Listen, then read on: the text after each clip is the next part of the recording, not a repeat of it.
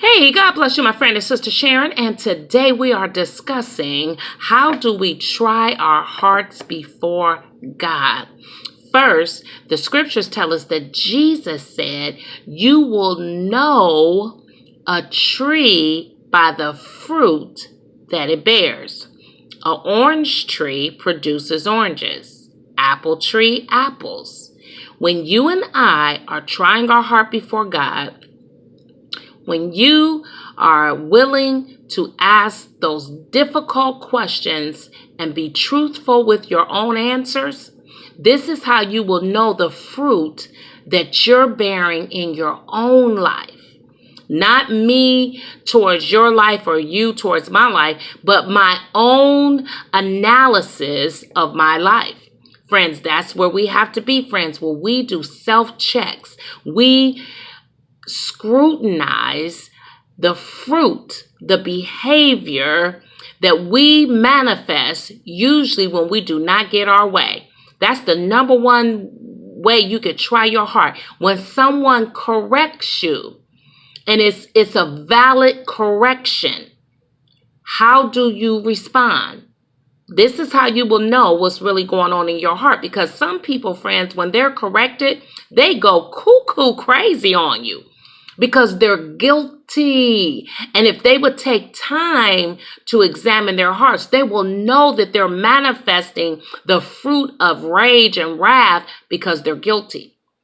Another way we could try our heart, friends, is when someone does not give you what you want.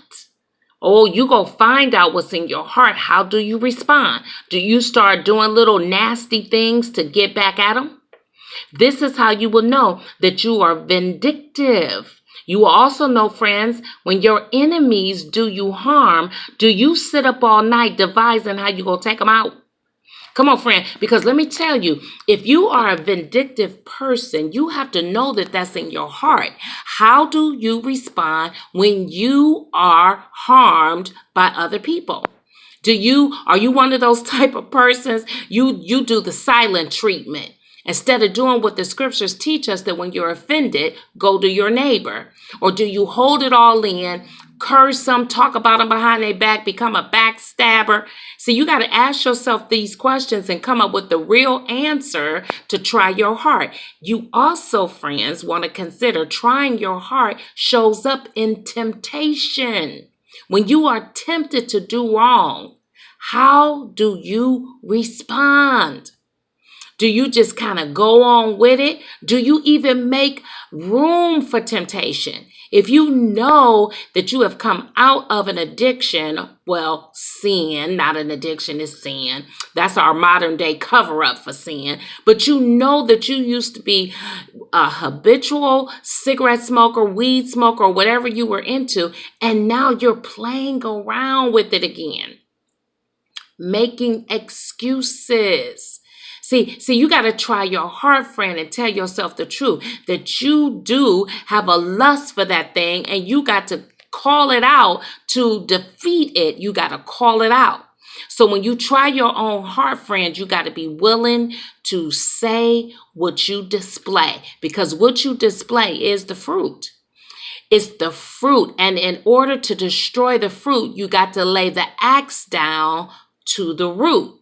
So if you're in denial of what you see and you ignore it and you just keep ignoring how you're responding to people, when people don't give you what you want, when you are trying to make some type of impression, friends, these are the things where we try our heart. And friend, you'll come up with the right answer.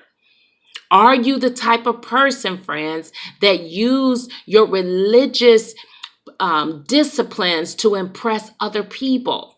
And this is usually when people are using all these titles, talk about they're the bishop, the prophetess, the most reverend, and all that. Friends, why are you doing that?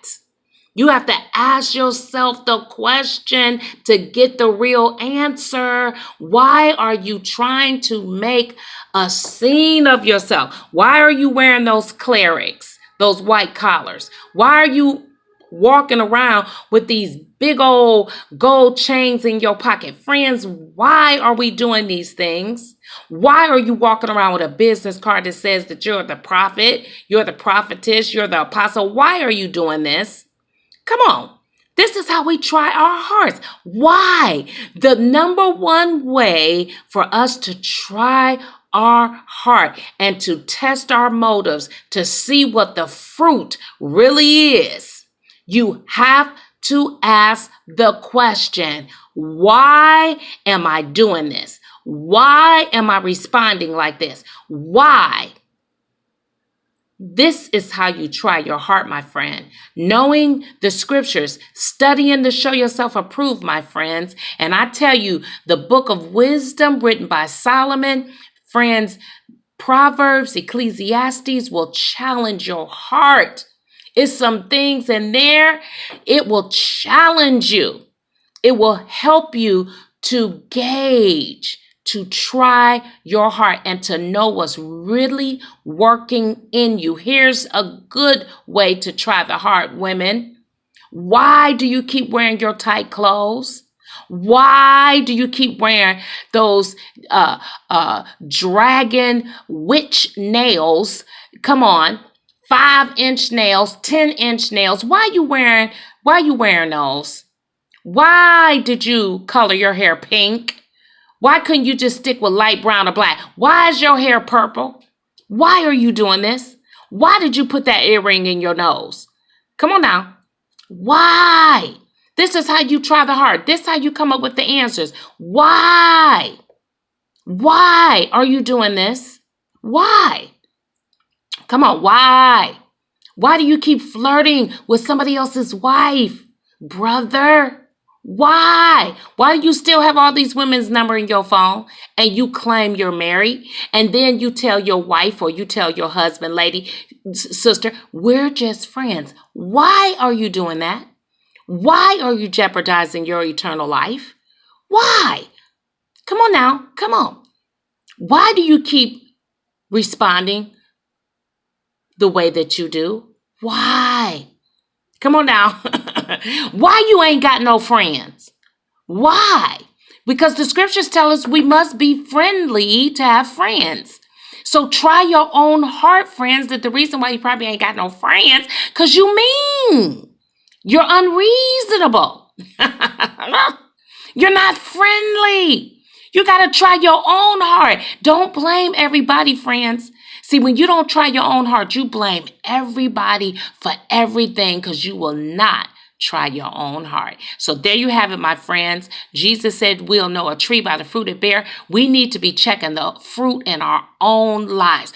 The fruit is what we see on display. That could be what we're saying, how we do what we do, how we dress, how we adorn our bodies.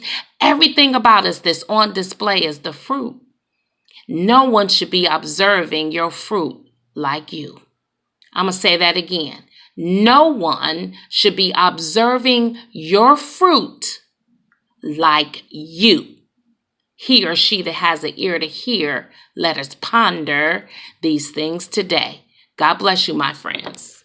Till next time.